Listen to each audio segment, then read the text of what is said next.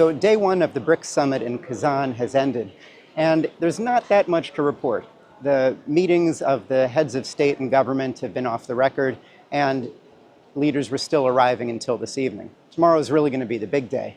But I can tell you what I've learned from speaking with many of the other international participants who are here to discuss the conference, including a man from India, several people from Africa, and several Russians as well. What we heard from the dignitaries, first off, was really exemplified by what Dilma Rousseff had to say about the need for a new financial architecture, and also what was said by President Modi about the need for a peaceful resolution of the Ukraine crisis. He offered India's services in helping to negotiate such a conclusion. What we learned from other nations is that the BRICS is seen not as being like NATO, not as being a military alliance, but really being an economic grouping, more akin to the G7.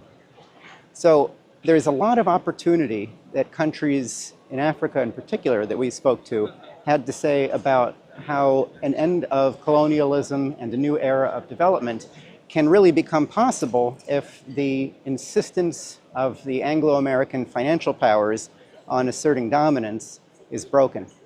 And that's really the hopeful message that came across from many of the people, at least that I spoke with today.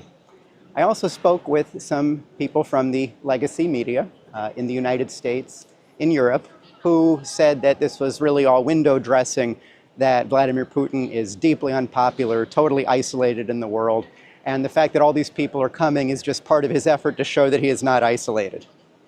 It's kind of hard to miss the point that majorly, but they managed to do that. I think it just shows the bankruptcy of the kind of thinking in the transatlantic world and how new ideas are needed. Ideas that countries like the United States should be joining and working with and not opposing. The greatest traditions of the United States call for precisely the kind of development that the world is on the cusp of today. Jason Ross, EIR News, Kazan, Russia.